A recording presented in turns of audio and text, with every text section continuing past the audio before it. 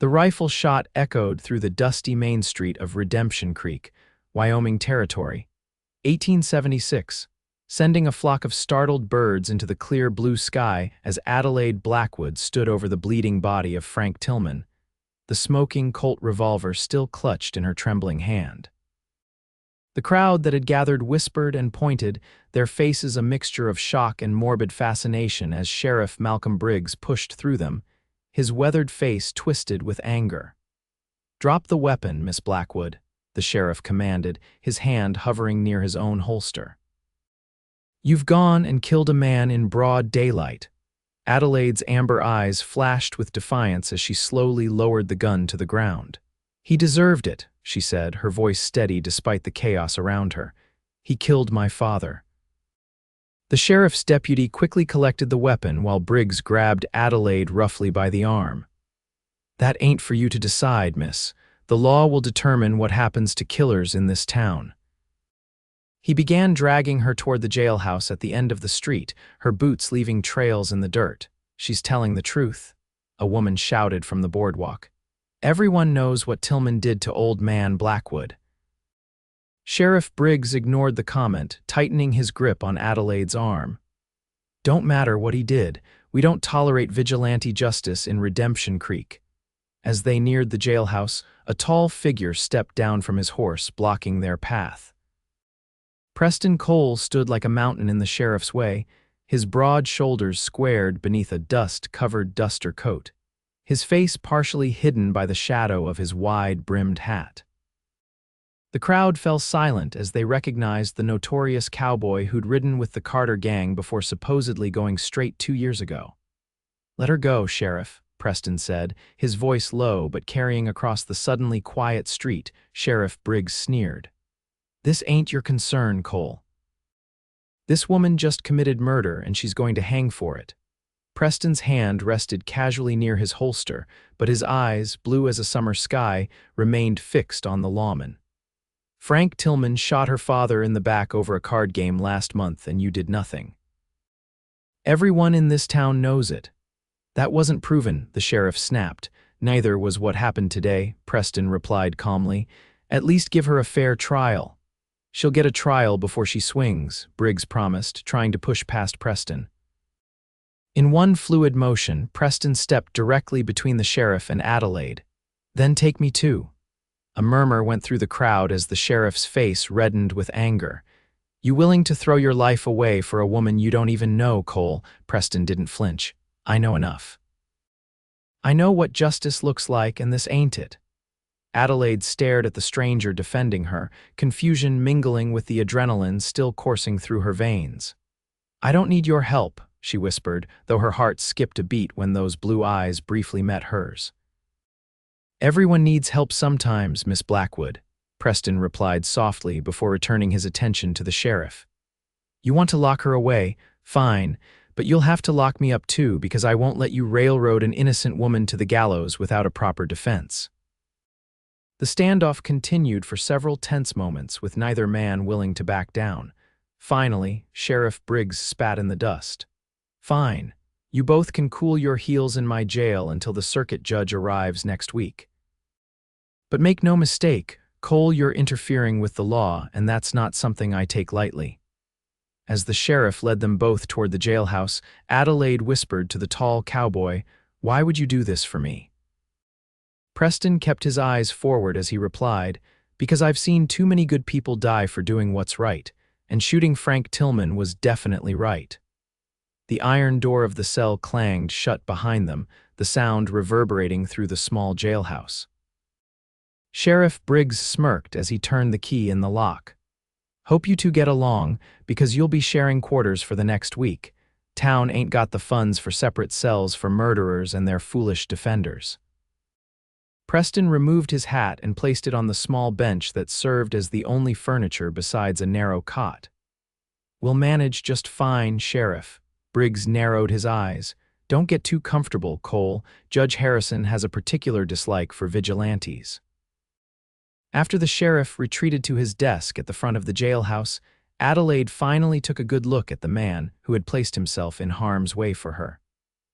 Preston Cole was taller than most men in Redemption Creek, with shoulders broadened by years of hard work. His face was tanned from the sun, with a strong jaw covered in stubble that matched his dark brown hair. But it was his eyes that captured her attention, clear blue and unnervingly direct. "You shouldn't have interfered," Adelaide said, pacing the small confines of their shared cell. "Now you're in trouble too, and for what? You don't even know me." Preston leaned against the wall, watching her. "I know enough. I know Frank Tillman shot your father, Jacob Blackwood, in the back at Murphy's saloon over a poker game he thought was rigged.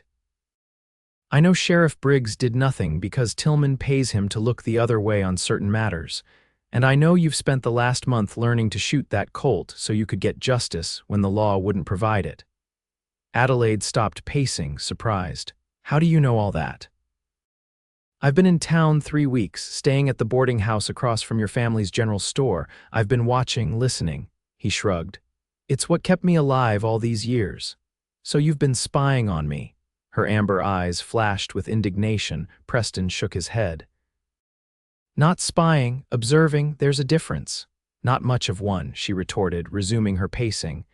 "And now you've landed yourself in jail for your trouble." "Wouldn't be the first time," he said with a hint of a smile. Adelaide stopped again, studying him. "The rumors are true then." "You rode with the Carter gang," Preston's expression darkened. "For a time, made some mistakes in my youth that I've been trying to make right ever since." "And defending a murderess is making things right?" she asked skeptically. "You're not a murderess," he said firmly. "You're a daughter who sought justice when the system failed. There's a difference there too." Adelaide sank onto the cot, the adrenaline finally draining from her body, leaving exhaustion in its wake. "What happens now?"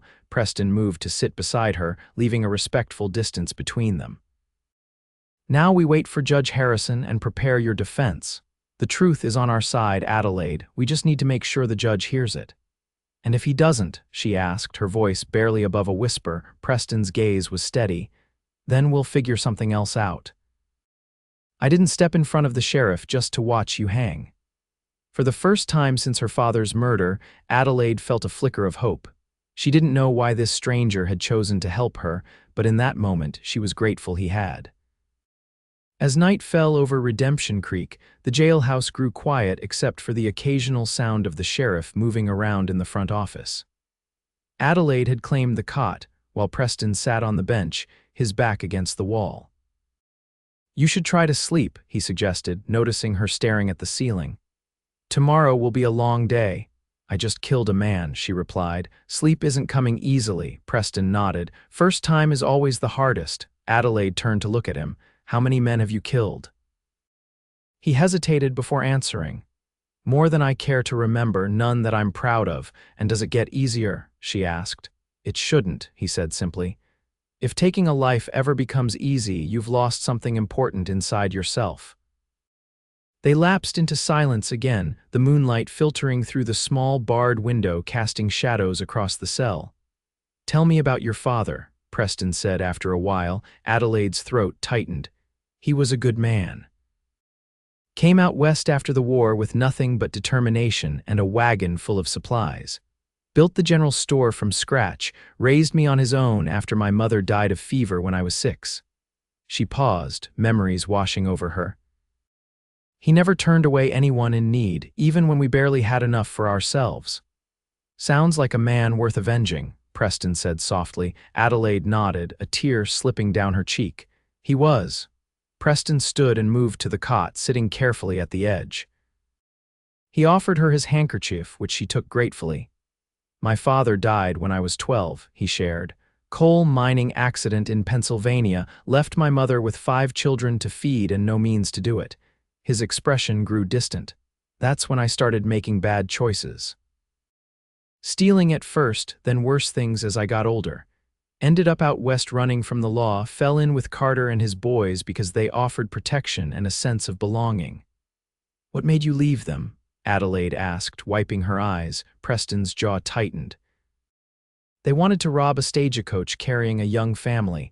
I refused to be part of anything that might harm children. Carter didn't take kindly to my refusal. We parted ways violently."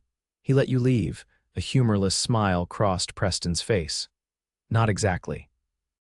I left him with a bullet in his shoulder and he left me with this. He tugged down his collar to reveal a jagged scar that ran from his collarbone toward his chest. Adelaide reached out instinctively, her fingers hovering near the scar before she caught herself and pulled back. I'm sorry. Don't be. It was a reminder I needed of who I was becoming and who I wanted to be instead. Their eyes met in the dim light, and something unspoken passed between them, a recognition of shared pain and the understanding that came with it. The next morning, they were awakened by the sound of keys rattling in the lock. Sheriff Briggs entered with a tray of food, 2 bowls of what appeared to be oatmeal, and 2 cups of coffee. Don't get used to room service, he grumbled, sliding the tray through the slot in the bars. Deputy's wife felt sorry for you. Please thank her for her kindness, Adelaide said. The sheriff ignored her, addressing Preston instead. Got a message from Judge Harrison. He's delayed in Cheyenne, won't be here for at least 2 weeks, maybe longer. Preston frowned. 2 weeks is a long time to keep a lady in these conditions, Sheriff. Should have thought of that before you decided to play hero, Briggs retorted. Besides, town's starting to talk. Some folks are saying Tillman deserved what he got. Others are calling for immediate justice. Either way, you're both safer in here than out there right now. After the sheriff left, Adelaide picked at her oatmeal without enthusiasm. 2 more weeks in this cell. Preston sat on the bench, sipping his coffee. Could be worse, gives us more time to prepare your case. What case? Adelaide asked bitterly. I shot him in front of 20 witnesses. I'm not denying it. Self-defense, Preston suggested, or justifiable homicide given the circumstances. Adelaide shook her head. He wasn't threatening me when I shot him. He was walking out of the saloon. I called his name, and when he turned, I pulled the trigger. She set down her bowl. It was cold-blooded revenge, plain and simple. Preston studied her for a moment. Then we need to make sure the jury understands why you did it. We need witnesses to testify about what Tillman did to your father, about the sheriff's inaction. Who would risk testifying against Sheriff Briggs? Adelaide asked skeptically. You'd be surprised what people will do when given the chance to stand up for what's right, Preston replied. First, we need to get word to people who might help us. Do you have friends in town? Anyone who would visit you here? Adelaide thought for a moment. Amelia Watson, the schoolteacher. She's been my friend since I arrived in Redemption Creek. And possibly Dr. Patterson. He treated my father after the shooting and knew it wasn't a fair fight. Preston nodded.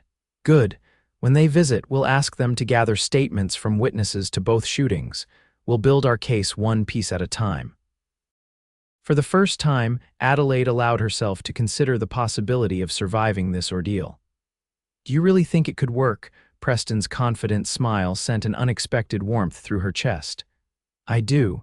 Justice might be slow, Adelaide, but with the right help it usually finds its way. As the days passed, Adelaide and Preston settled into an uneasy routine in their shared cell. Each morning, Deputy Wilson's wife sent over breakfast, usually accompanied by a small note of encouragement hidden beneath the napkins. By the afternoon, the cell grew unbearably hot, forcing them both to shed layers, Preston removing his vest and rolling up his sleeves, Adelaide loosening her high collar when the sheriff wasn't looking. They talked to pass the time about their childhoods, their dreams, the books they'd read. Preston revealed a surprising knowledge of literature that he attributed to a schoolteacher who'd taken pity on him as a boy. Adelaide shared stories of her father's adventures during the gold rush and the lessons he'd taught her about running the family business. On the 4th day, Amelia Watson finally came to visit, her kind face creased with worry as she clutched her reticule tightly. Adelaide, I've been trying to see you since they brought you in, but the sheriff kept turning me away, she explained through the bars. How are you holding up? Adelaide managed a small smile. As well as can be expected. Amelia, this is Preston Cole. He's helping me. Amelia's eyes widened slightly as she took in Preston's imposing figure.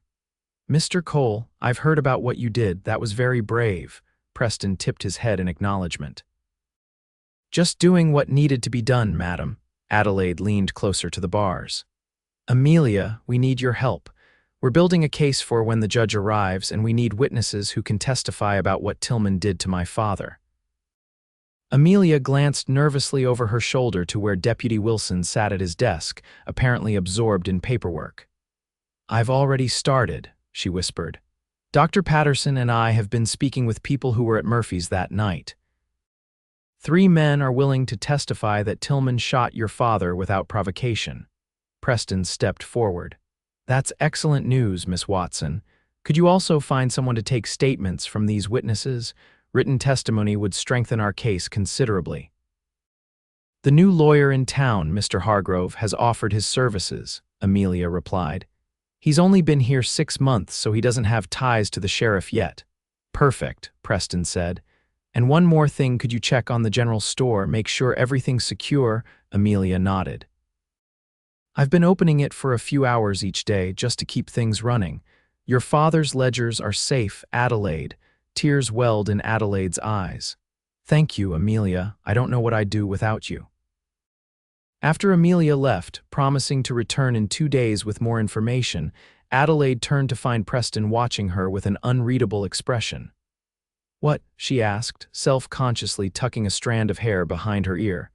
"You're lucky to have a friend like that," he said simply. Adelaide nodded. "I am. Not many people would risk the sheriff's displeasure to help someone accused of murder." "True friendship is rare," Preston agreed, a hint of sadness in his voice that made Adelaide wonder about the loneliness of his life on the run. That night, as they settled in for sleep, Adelaide on the cot and Preston on his makeshift bed of blankets on the bench, a commotion outside the jailhouse drew their attention. Shouting voices and the sound of many boots on the boardwalk approached rapidly. Preston was on his feet instantly, moving to the window. "Trouble," he muttered, his expression grim. Before Adelaide could ask what he meant, the door to the jailhouse burst open and a crowd of men poured in, overwhelming Deputy Wilson, who had been left in charge while the sheriff made his rounds. "Where is she?" a gruff voice demanded. "Where's the Blackwood woman?" Adelaide recognized the voice with a chill. It belonged to Rufus Tillman, Frank's older brother, a man known for his violent temper and grudges that lasted decades. Preston moved to stand in front of the cell door, his body tense as he whispered to Adelaide, "Stay behind me, no matter what happens." The crowd of men, at least a dozen strong and smelling of whiskey, pushed into the back area where the cells were located. Rufus Tillman stood at the front, his face flushed with drink and rage. "There she is," he shouted, pointing a thick finger at Adelaide. "The murdering bitch who shot my brother." Preston's voice was dangerously calm. "Step back, Tillman. The lady is in custody awaiting a fair trial." Rufus spat on the floor. "Fair trial? She gunned down my brother in cold blood. We don't need no trial to know what needs to be done." He turned to the men behind him. "Get the keys from the deputy. We're going to serve justice tonight." Adelaide felt her blood run cold as she saw the murderous intent in their eyes. These men hadn't come for justice, they'd come for vengeance, a lynching that would deny her any chance to defend her actions. Preston spread his arms, gripping the bars on either side of him, becoming a human barrier between Adelaide and the mob. "You'll have to go through me first, Tillman, and I promise that won't be easy." Rufus laughed, the sound ugly and slurred. "Look at this, boys." The notorious Preston Cole, defending a woman's honor like some knight in a fairy tale. His expression hardened. "You might have been something with a gun once, Cole, but you're behind bars now, and there's one of you and 12 of us." One of the men returned with the keys he'd taken from the deputy, who was now slumped in his chair, blood trickling from a cut on his forehead. Rufus grabbed them and approached the cell, jingling them tauntingly. "Last chance to step aside, Cole," he warned. "This ain't your fight." Preston's blue eyes were like ice as he stared down the larger man. "It became my fight when you decided to bypass the law for revenge. That's not happening tonight." As Rufus fumbled with the keys, trying to find the right one for the cell door, the sound of a shotgun being cocked echoed through the jailhouse. Everyone froze. Sheriff Briggs stood in the doorway, his shotgun raised and aimed at the crowd. "Drop those keys, Tillman, before I blast a hole through you big enough to drive a wagon through." For a tense moment, Rufus seemed to consider his options, his bloodshot eyes darting between the sheriff's shotgun and Preston's resolute stance. Finally, he let the keys fall to the floor with a clatter.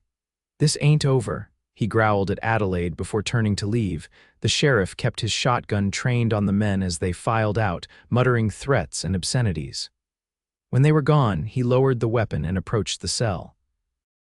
"You all right in there?" he asked, surprising Adelaide with what appeared to be genuine concern. Preston nodded.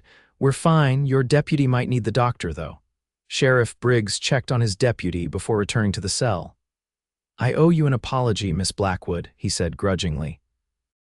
"I should have anticipated Tillman's brother would try something like this." Adelaide was too shaken to respond, still processing how close she'd come to being dragged from the cell and hanged. "She needs protection, Sheriff," Preston said firmly. "And this cell isn't secure enough, as we've just seen." The sheriff ran a hand through his graying hair.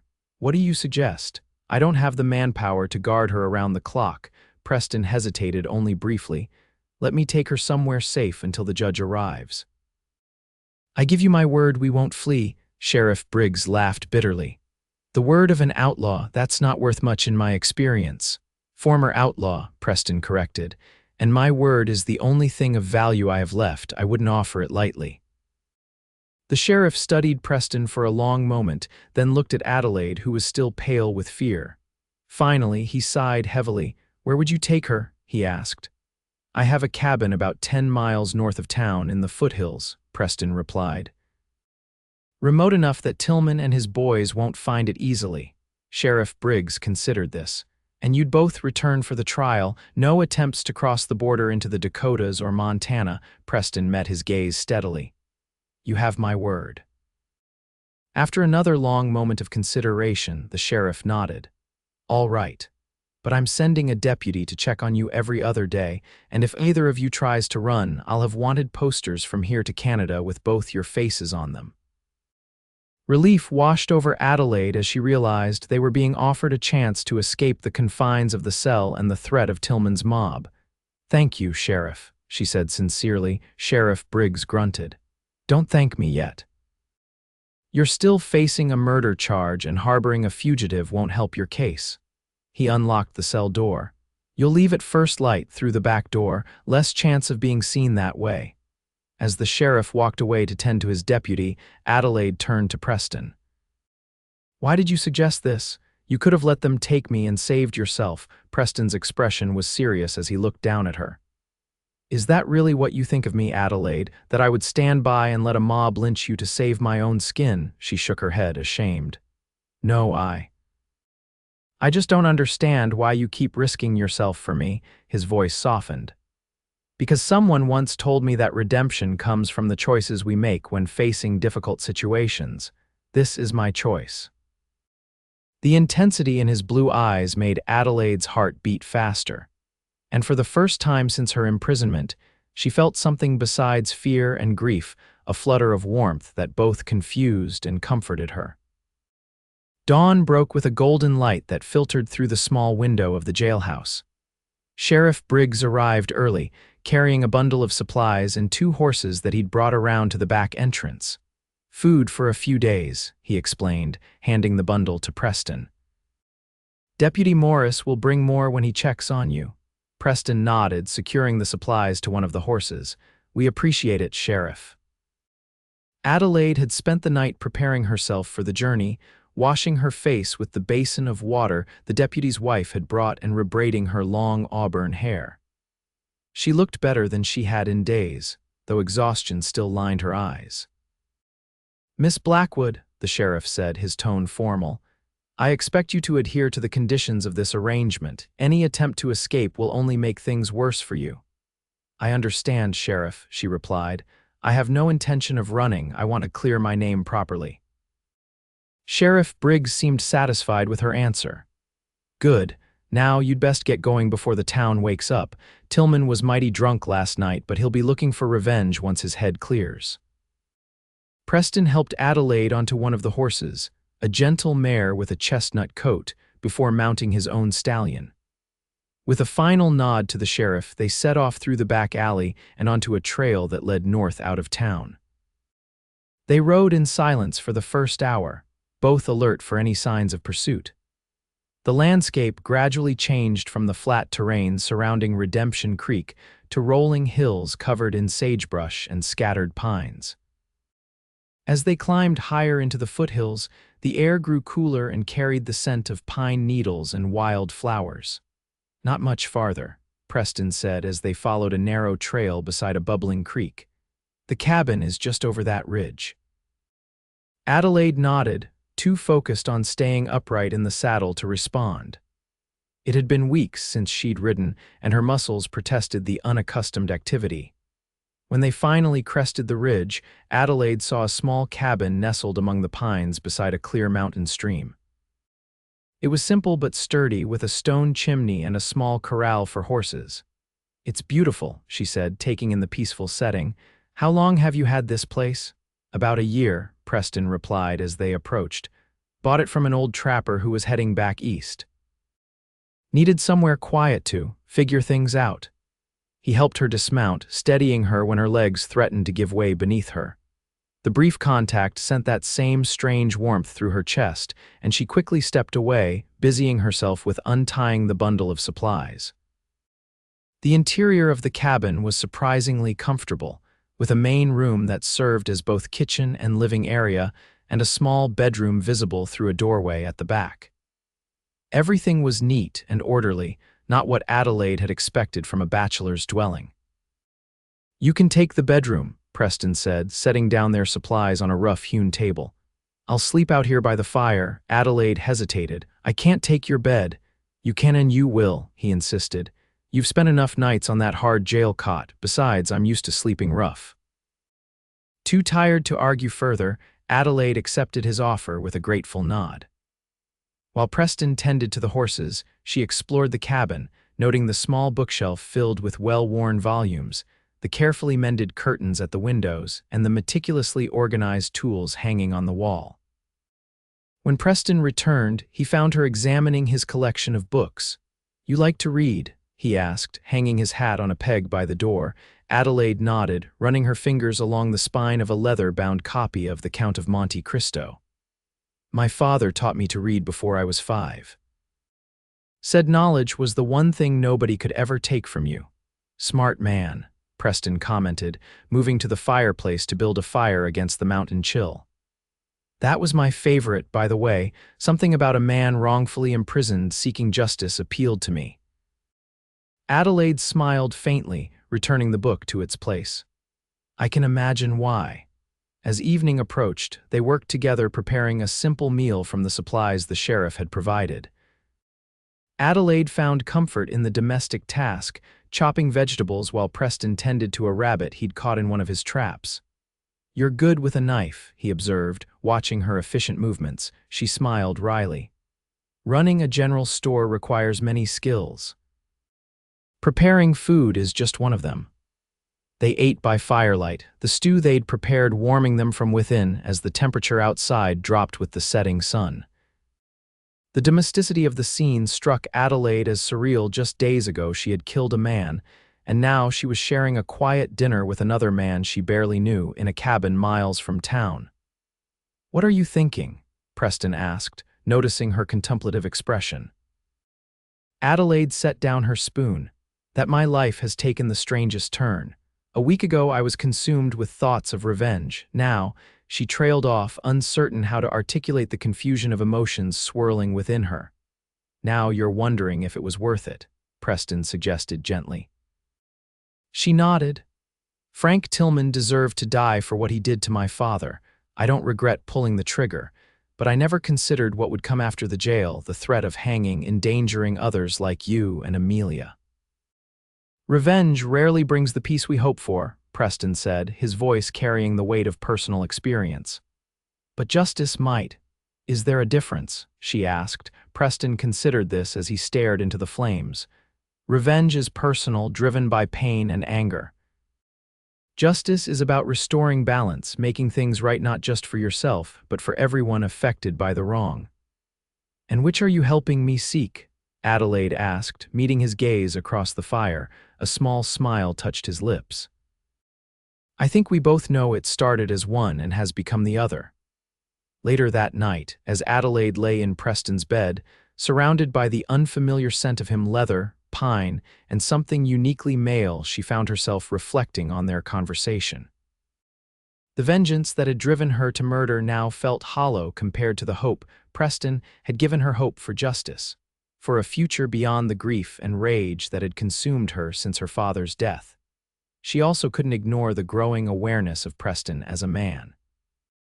His kindness, his principles, his unwavering support all combined with his rugged good looks to create an attraction she was finding increasingly difficult to deny. The realization both frightened and exhilarated her. In the main room, Preston lay on a bedroll near the fire, his thoughts similarly occupied with the woman sleeping in his bed. He had meant what he said about justice being different from revenge, but he hadn't admitted the whole truth that his initial impulse to step between Adelaide and the sheriff had been driven by something far more instinctive than his sense of justice. From the moment he'd seen her in town, mourning her father and quietly plotting her revenge, he had been drawn to her strength, her determination, and yes, her beauty. He had watched her practice with that Colt revolver in the early mornings behind the general store, her face set with grim resolve as she fired again and again until her aim was true. He had known what she planned to do, and while he should have tried to stop her, something in him had recognized her right to seek justice when the law had failed. And when she had finally confronted Tillman, when the sheriff had grabbed her arm, Preston had found himself unable to stand by and watch. Now, lying in the darkness with only the crackling fire for company, Preston wondered if he had done the right thing. Not in defending her, he would never regret that, but in bringing her here, to this isolated cabin where every shared glance and accidental touch only strengthened the connection he felt growing between them. She was facing a murder trial, possibly the gallows. The last thing she needed was complications, especially with a former outlaw whose own future was far from certain. With that sobering thought, Preston closed his eyes, determined to maintain the distance necessary to help Adelaide secure the justice she deserved, regardless of what his heart might want. The next few days established a routine between them.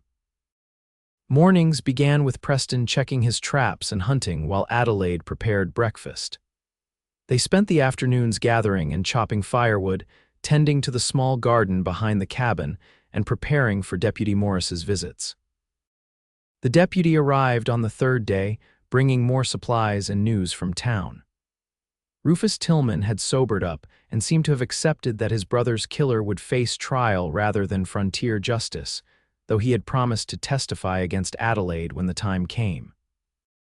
"Amelia Watson asked me to give you this," Deputy Morris said, handing Adelaide a folded letter. "Said it was important." Adelaide thanked him, waiting until the deputy had left before opening the letter with trembling fingers. Preston watched her face as she read, noting how her expression shifted from concern to relief. "Good news?" he asked when she finally looked up. "The best," she replied, her amber eyes bright with hope. "Amelia and Mr. Hargrove have collected statements from 5 witnesses who saw Frank Tillman shoot my father. The bartender at Murphy's has even provided his logbook showing that Tillman paid him to say it was self-defense." Preston smiled, genuinely pleased. "That's exactly what we needed. With evidence like that, Judge Harrison will have to acknowledge the circumstances of your actions." Adelaide carefully refolded the letter. "Do you really think I could be acquitted?" "I think there's a strong chance," Preston said honestly. Frontier justice sometimes understands motives that more civilized courts might not. That evening, their spirits lifted by the news from town, they sat outside the cabin watching the sunset paint the mountains in shades of gold and purple. Adelaide had found a bottle of whiskey in Preston's cupboard, and they shared it as the stars began to appear in the darkening sky. "Tell me something true," Adelaide said after her second small glass, her cheeks flushed from the alcohol and the crisp mountain air. Preston raised an eyebrow. "Something true," she nodded, tucking her legs beneath her on the bench they shared. "Something real about yourself that you don't tell people." He considered this request, swirling the amber liquid in his glass. I wanted to be a lawyer once upon a time. Before my father died and everything changed. Adelaide's eyes widened in surprise. A lawyer, really? Preston nodded, a wistful smile playing at his lips. There was a lawyer in our town who defended the miners against the company when there were accidents. He seemed like the most powerful man in the world to me, fighting with words instead of fists, making things right for people who couldn't do it themselves. You would have been good at it, Adelaide said softly. You have a way with words and a strong sense of justice.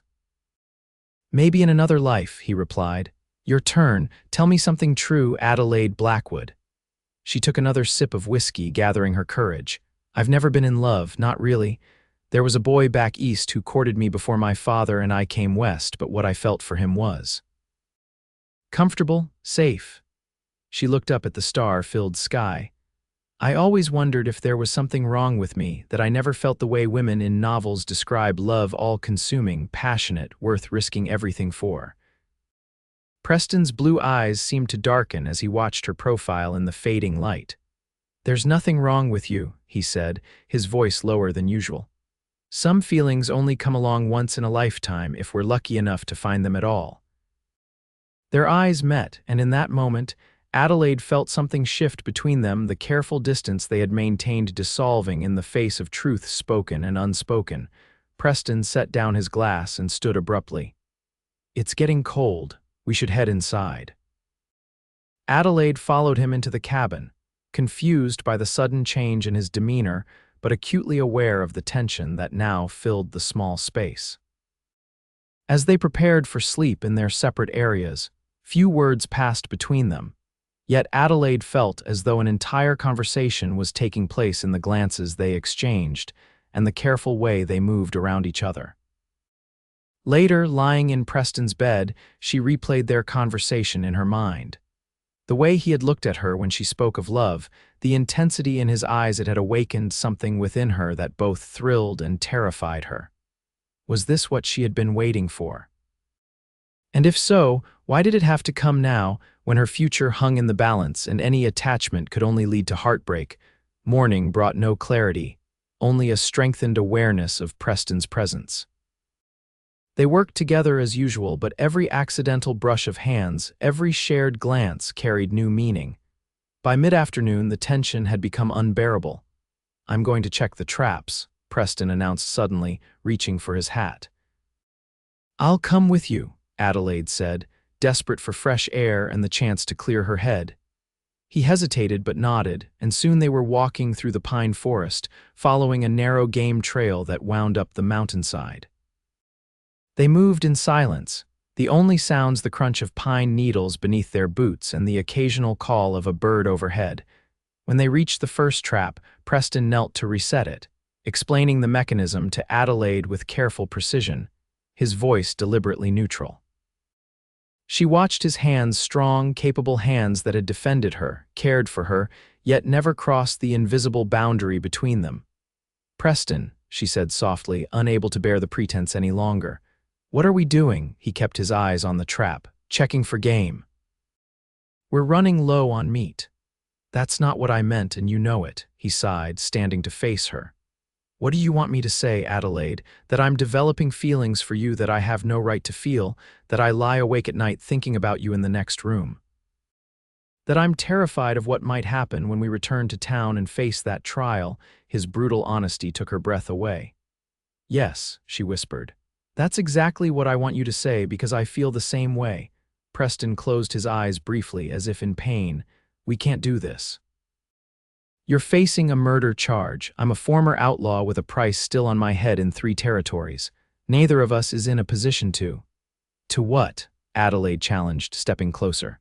To feel, to care, to find something worth fighting for beyond revenge or redemption. To start something we might not be able to finish, he replied, his voice rough with emotion. I won't set you up for more heartbreak, Adelaide. You've had enough of that already. She reached up, placing her palm against his cheek.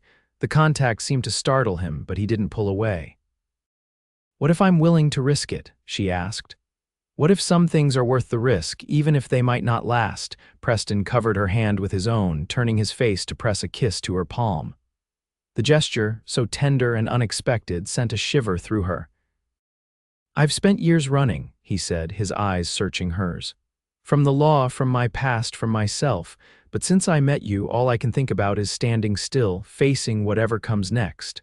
Adelaide felt tears well in her eyes. "Then stand with me, Preston. Whatever happens when we return to town, at least we'll have had this time together." He traced the line of her jaw with his thumb, his touch gentle as he studied her face. "Are you sure this is what you want?" In answer, Adelaide rose on her tiptoes and pressed her lips to his. For a moment, Preston remained still, as if giving her a chance to reconsider. Then, with a groan of surrender, he wrapped his arms around her waist, pulling her against him as he deepened the kiss.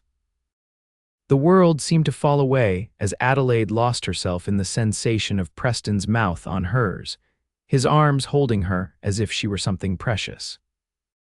When they finally parted, both breathless, she felt as though something fundamental had shifted within her, as if her heart, frozen since her father's murder, had suddenly thawed. "I've wanted to do that since the moment I saw you practicing with that colt behind the store," Preston admitted, his forehead resting against hers. Adelaide smiled. "Even though you knew I was planning a murder," a low chuckle rumbled in his chest. "Perhaps because of it. Your determination, your courage, they drew me to you from the start." They walked back to the cabin hand in hand, the remaining traps forgotten. That evening, as they prepared dinner together, the tension between them had transformed into something new, an anticipation that charged every glance, every touch with meaning. After they ate, Preston built up the fire while Adelaide washed the dishes. When she finished, she found him standing by the window, looking out at the star-filled sky. She approached quietly, slipping her arms around his waist from behind and resting her cheek against his back. "What are you thinking about?" she asked. Preston covered her hands with his own. "How strange life is. A month ago I was alone up here, convinced that solitude was my fate. Now," he turned to face her, lifting her chin gently. "Now I can't imagine going back to that emptiness." Adelaide reached up to brush a lock of dark hair from his forehead. "Then don't. Whatever happens at the trial, we'll face it together." He kissed her then, slowly and thoroughly, as if memorizing the feel of her. When they parted, Adelaide took his hand and led him toward his bedroom, where she had slept alone these past nights. At the threshold, Preston hesitated. "Adelaide, are you certain? If you need more time." She silenced him with another kiss. "I've never been more certain of anything in my life." That night, in the darkness of the small cabin bedroom, Adelaide discovered what it meant to be truly loved. Preston's hands and lips explored her body with reverent care, drawing responses from her she hadn't known she was capable of feeling. When they finally came together, the connection went beyond the physical, touching something deep within her soul that had always yearned for this kind of belonging. Afterward, lying in his arms with her head on his chest, listening to the steady beat of his heart, Adelaide felt a peace she hadn't experienced since before her father's death. Whatever challenges awaited them in Redemption Creek, they would face them together. "I love you," she whispered against his skin, saying the words she had never spoken to another man. Preston's arms tightened around her. "And I love you, Adelaide Blackwood, more than I ever thought possible." As the days passed, their love deepened, strengthened by shared work and quiet evenings by the fire, by whispered conversations in the darkness and tender moments stolen throughout the day. They both knew their idyll couldn't last. The judge would arrive soon, and they would have to return to town to face Adelaide's trial, but they cherished each moment they had together. On the morning of their 10th day at the cabin, Deputy Morris arrived with news that Judge Harrison had reached Cheyenne and would be in Redemption Creek within 3 days. "Sheriff says you're to return tomorrow," the deputy informed them. "Wants you settled in the jail before the judge arrives." After the deputy left, a somber mood fell over the cabin. As they packed their few belongings, Adelaide felt a sense of loss even though Preston would be returning with her. "What will happen when we get back?" she asked as they sat by the fire for their last night in the cabin. Preston took her hand, his thumb tracing circles on her palm. "You'll present your case with the evidence Amelia and Mr. Hargrove have gathered. I'll testify to what I know about Tillman and his relationship with the sheriff, and then—" He hesitated. "And then the judge will decide my fate," Adelaide finished for him. Preston nodded, his expression grave. "But no matter what happens, I'll be by your side. If the verdict goes against you, there are options. We could leave the territory, head north to Canada or west to California." Adelaide squeezed his hand. "You would do that, become a fugitive again for me?" "In a heartbeat," he replied without hesitation. "But let's hope it doesn't come to that. I believe in the evidence we've gathered and in Judge Harrison's reputation for fairness." They made love that night with an intensity born of their uncertain future, holding on to each other as if they could stop time through sheer force of will. Afterward, as they lay tangled together in the sheets, Adelaide traced the scar on Preston's chest, the permanent reminder of his break with his outlaw past. "Whatever happens," she whispered, "these days with you have been the happiest of my life." Preston kissed her forehead, her nose, her lips. "They're just the beginning, Adelaide, I promise you that." The ride back to Redemption Creek the next day was solemn, both of them lost in thoughts of what lay ahead. As they approached the town, Preston reached over to take Adelaide's hand one last time before they would be under the watchful eyes of the sheriff and his deputies. "Remember," he said, "we face this together." Sheriff Briggs was waiting for them at the jailhouse, his expression unreadable as they dismounted. "Right on time," he noted, seeming mildly surprised. "I half expected you to make a run for it." "We gave our word," Preston replied simply. The sheriff nodded, then gestured toward the door.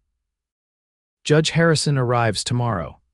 Until then, you'll both be staying here where I can keep an eye on you." As they entered the jailhouse, Adelaide noticed several changes. The cell they had shared before had been cleaned thoroughly, with fresh bedding on the cot and even a small privacy screen in one corner. A second cot had been added as well. "Deputy Wilson's wife insisted," Sheriff Briggs explained gruffly, noticing her surprise. "Said it wasn't proper for a lady to sleep on a bench, criminal or not. Please thank her for her kindness," Adelaide said. The sheriff merely grunted in response as he locked the cell door behind them. "Mr. Hargrove will be by this evening to discuss your case. Try not to cause any trouble until then." When the sheriff had returned to his desk, Preston sat beside Adelaide on one of the cots, taking her hand in his. "One more night," he whispered. "Tomorrow we make our case." Adelaide nodded, drawing strength from his presence. "One more night, and then whatever comes next, we face it together." That evening, as promised, Jonathan Hargrove arrived to discuss their strategy for the trial.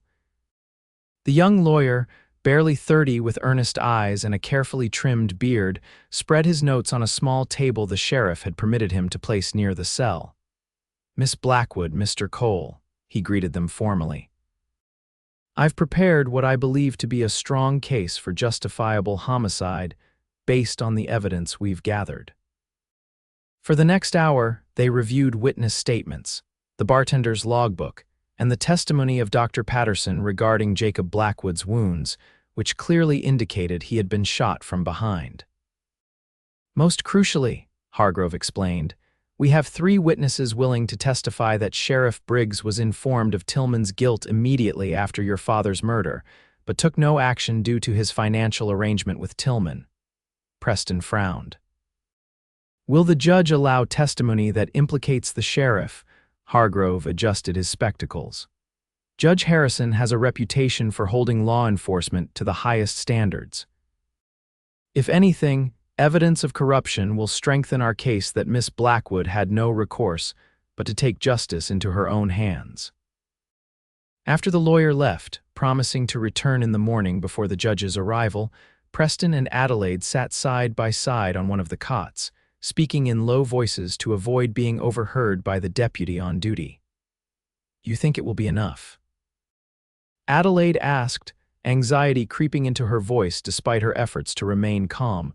Preston squeezed her hand reassuringly. "Mr. Hargrove seems confident and the evidence is compelling, but even if—" He hesitated, then continued, Even if the verdict goes against you, I meant what I said at the cabin. We'll find a way together." Adelaide leaned against his shoulder, drawing comfort from his solid presence. "I'm not afraid of the verdict anymore," she admitted. "Whatever happens, I found you." "That makes everything worthwhile." Preston pressed a kiss to the top of her head, mindful of the deputy's occasional glances in their direction. "Get some rest," he murmured. "Tomorrow will be a long day." Judge Elias Harrison arrived in Redemption Creek just after noon the following day, a tall, imposing figure with steel-gray hair and piercing eyes that seemed to miss nothing. He wasted no time in setting up court in the town hall, calling for Adelaide's case to be heard immediately after his arrival. The town hall was packed with curious onlookers when Adelaide and Preston were led in by Sheriff Briggs and his deputies. Rufus Tillman and his supporters occupied one side of the room, their faces hard with barely suppressed anger. On the other side sat Amelia Watson, Dr. Patterson, and several other townspeople who had come to support Adelaide. Judge Harrison called the court to order with 3 sharp raps of his gavel.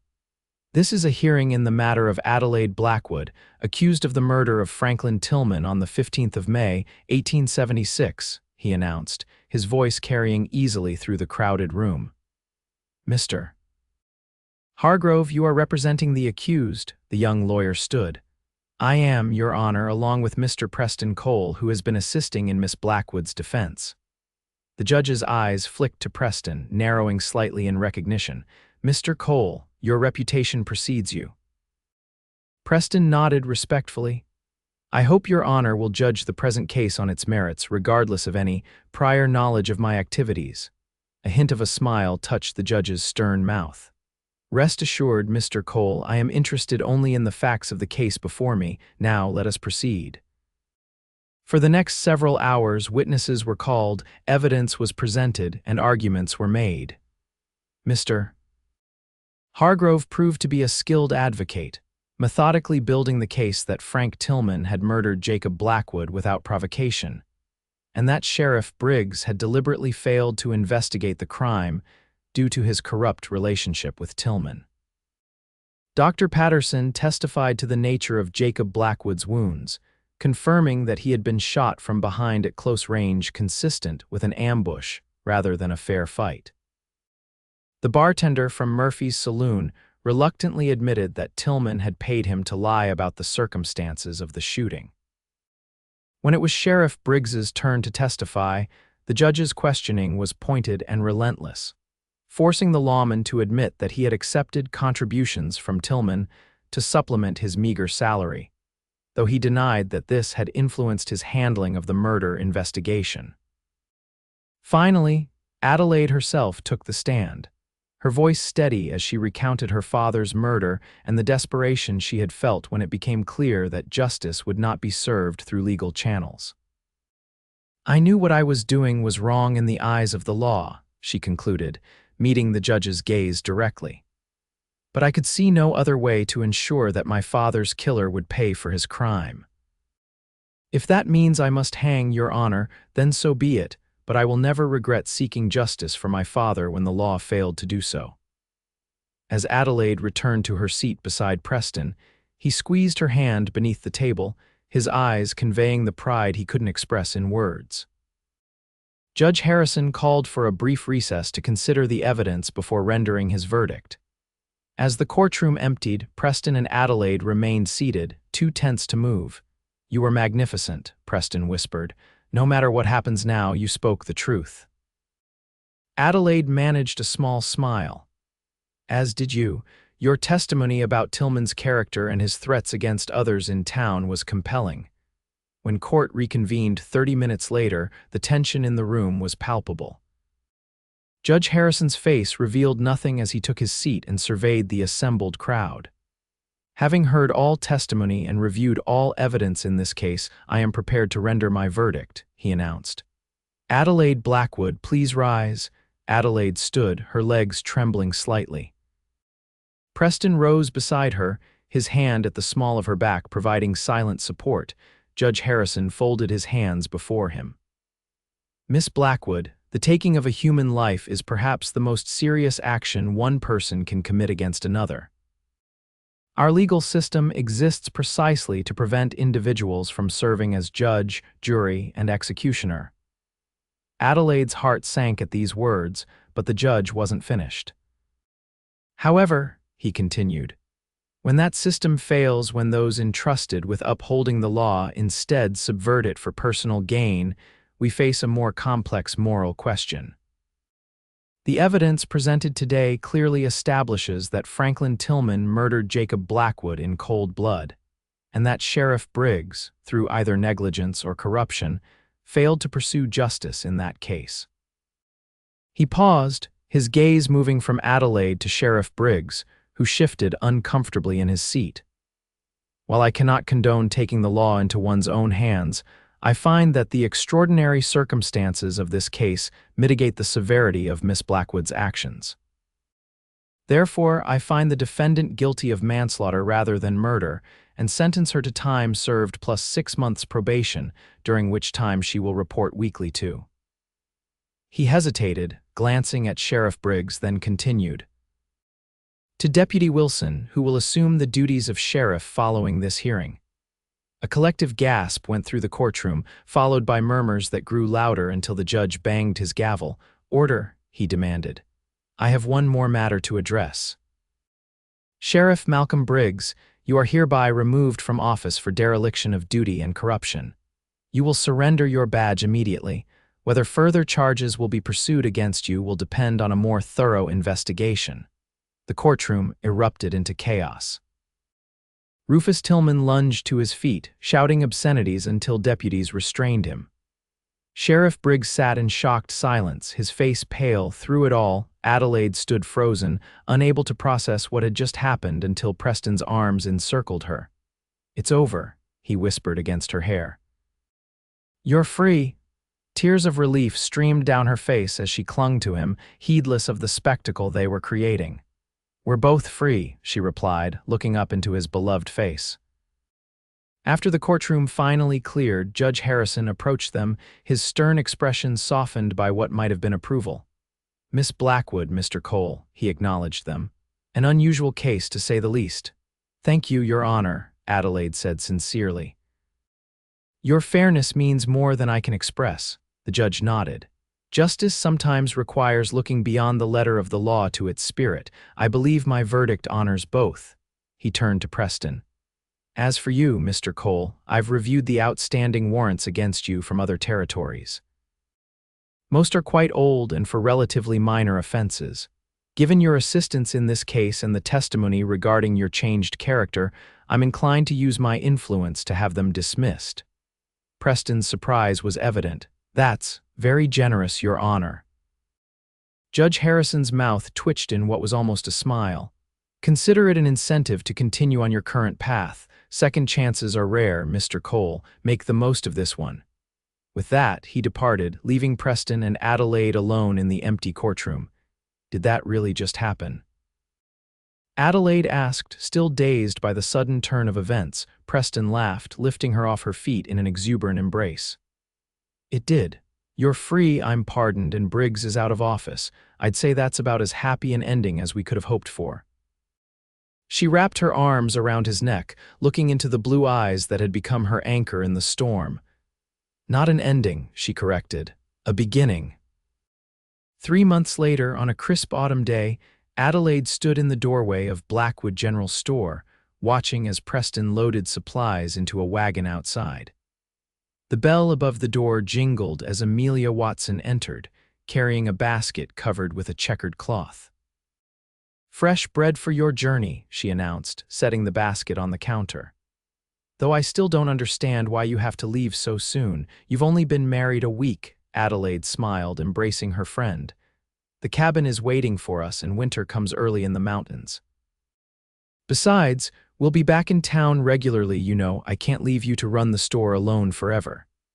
Since the trial, Adelaide and Preston had divided their time between the general store in town and the cabin in the foothills.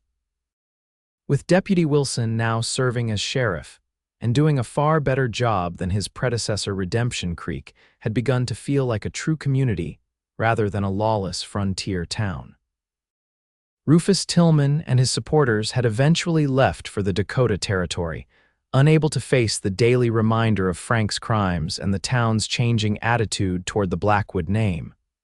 "Are you ready, Mrs. Cole?" Preston asked, appearing in the doorway with a smile that still made Adelaide's heart race. "Almost," she replied, gathering her shawl. "Amelia brought us bread for the journey." Preston tipped his hat to the schoolteacher. "Much appreciated, Miss Watson. We'll bring you back some of those pine honey candies you like when we return for Adelaide's meeting with Sheriff Wilson next month." After final goodbyes, they climbed onto the wagon and set off toward the mountains, the afternoon sun warm on their faces despite the autumn chill. "Happy?" Preston asked, glancing at his wife as they left the town behind.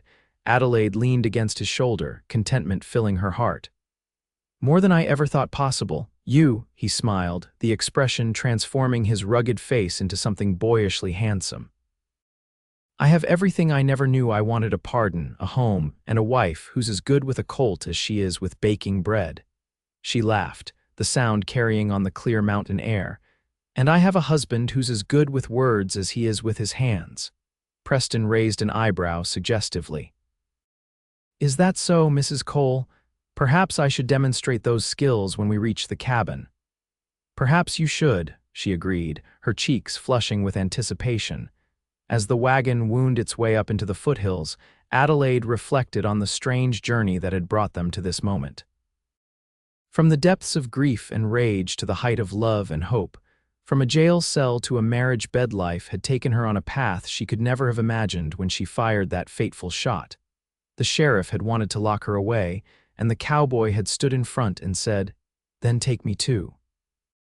And in that moment of selfless courage, a love story had begun that would endure long after the dust of Redemption Creek had settled. When they reached the cabin as twilight was falling, Preston lifted Adelaide from the wagon and carried her across the threshold, both of them laughing at the traditional gesture they had already performed at their small house in town. "Welcome home, Mrs. Cole," he said, setting her down gently in the main room where a fire was already laid in the hearth, ready to be lit. Adelaide looked around at the cabin that had become as dear to her as the store her father had built. Here, in this simple dwelling nestled among the pines, she had discovered what it truly meant to love and be loved. "Home," she echoed, standing on tiptoes to kiss her husband. "Wherever you are, that's home to me." As Preston lit the fire and the warm glow filled the cabin, Adelaide felt a peace that went beyond mere happiness, a bone-deep certainty that despite all they had endured, or perhaps because of it, they had found exactly where they belonged, together. Outside, the first stars appeared in the darkening sky, silent witnesses to the love that had blossomed in the most unlikely of circumstances, a love born in a jail cell, tested by justice, and now free to flourish in the wild beauty of the western frontier. Years later, Adelaide would tell their children the story of how she met their father, how the sheriff had wanted to lock her away, and the cowboy had stood in front and said, "Then take me too." The children would listen wide-eyed to the tale of revenge transformed into justice, and justice into love, a love that had withstood the test of time and become the foundation of their family.